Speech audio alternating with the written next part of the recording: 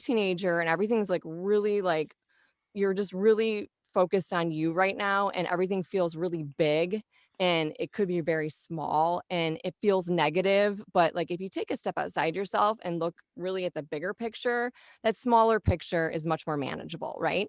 And so I didn't really flip a mindset and start thinking and focusing on the positive. I've been working on it for like 15 years, and nobody was there to help me, so I'm trying to do that with my teenager, but I guess I should have started at infancy, but it's hard. Well, I think as a teenager, you have to go through what you're going to go through, so that way you'll be able to lecture your own children one day, Hmm. because you'll be able to relate to how they're feeling and what they're going through. If your parents fix it for you or try to fix it, and they tell you how to navigate through these, murky waters, then it's probably not going to it's not going to resonate like it would if you figure it out. You know what I mean? That's true. My teenager just walked in and said, "Hey, mom, is there any dinner?" Yeah, like an hour and a half ago. Like what? Like, yeah, that's the other part of it. It's so frustrating. So, I any yeah. tips? Any tips, Karen? Tips. I mean, I think just what Nikki said resonated so much in that you can't think that you can take those experiences away. Like I said, me sitting around at 16, not at college, getting high in the field at college is something that I'm sure my mum and dad were horrified about. But if they try to stop me doing that, I Sure. just done it anyway. So I figure she's gonna do things and she's going to experience those things. So I think the conversation from where I'm kind of gearing myself up for, and I'm trying to loosely have those conversations now, with a 4-year-old, is it's not about life's going to happen. It's how you react to it and how you choose to react to it. And because we can control that, we can control our judgment, we can control reaction to some degree. And if we figure that out, like we say to her, it's okay to be emotional. It's okay to lose your temper. It's okay these things are going to happen. But we can find better ways to deal with them, because you're not going to, by reacting like that, it's not going to stop it happening in the future. So find Right. a better way to react to it. Yeah, that's like a really good point. But that's something I'm kind of like learning as I go because I wasn't raised that way. Honestly, like I wasn't raised that everybody reacted. There was no like sit down and have a conversation about like, labeling what I'm going through, my emotions, and like then sitting down and understanding and we're all on the same page. It's like I'm like learning this as I go. I looked at my husband and I was like, coming from where he came from and where I came from and coming together, it's like we're kind of on our own, and like trying to teach myself how to parent the way that I would have wanted to have been parented. And it's like I just have to keep telling myself like it's okay, right? They're going to be okay, right? And it's hard though because I I'd keep say we're telling. parenting in a totally different society It's than true. I mean, like, even because I have a 22-year-old and I have an 8-year-old. So even parenting the two is totally different because society has changed so much in the 13 years, in the age difference. So it's crazy. It is crazy.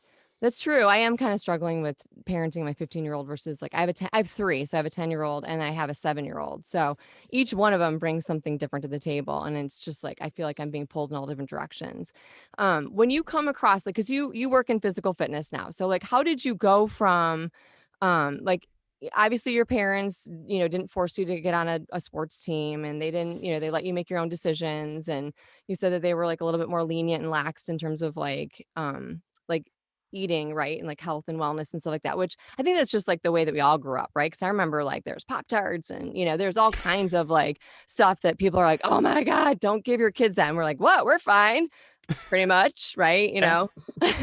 And like TV dinners and Pop Tarts and all kudos and all kinds of good junk food and Doritos still out Yeah. there, but my kids still eat that. But I mean, so what happened? Like, so you got to this other place. It was like obvious. How long did it take you from 16, 17 to get to where you are now? And did you find that happiness that, or whatever you were seeking, did you find that, with that journey, or did it just take you on another journey? Great question. No, I didn't find it in anything. I didn't find it, happiness and fulfillment, because I was still looking outside for it, and I only just probably I'm turning 40 this year, so I probably only figured that out in the last couple of years. Is that fulfillment and happiness is an internal thing, and I only just figured that out. I don't know, slow learner maybe on that, but I No. guess No, no. no, That's we're about right there. right. Okay, good. Yeah, it's about right. Good. Yeah, so 17, just before I turned 18, I was working, as I said, 12 hours a day, had no interest in, selling running shoes to people. It was just a job. And then I actually was looking for something different to do. And right where in the town, I say I grew up there, I didn't really grow up there, but we probably moved there when I was about 12. And there was a hotel nearby. That hotel was advertising for lifeguards in the pool, like the fitness center in the hotel. So I just thought, and I don't know where this confidence came from, and I definitely lost that to some respect, through life. But I has had this confidence. It was like, well, it's a job. They're going to send me on this training course. I've never had a certification in anything before. Barely scraped through school. So let's go if they're going to pay for me to do this and they're going to give me a job and I'm going to get, my other thinking was, started to lose some weight, felt a little healthier. That resulted, for a 17-year-old, that's And I'm going to get the girls because I'll be a lifeguard. Right. Yep. So that was exactly what I thought. And I started to get... That was your first thought. 100%. And yeah, it was that, I guess, getting that a little bit more attention because I'd lost some weight and I'd been, around more people and I hadn't been stuck in like the same college and school friends. Like I'd moved away from that and, been in a retail environment meeting people. So that kind of all, I guess, just continued that cycle. Right. And then, yeah, found myself in somewhere I felt like I completely didn't belong, like thrown in a 4-day training course in a pool in a pair of shorts with... not the typical lifeguard body or what I thought was a typical lifeguard body.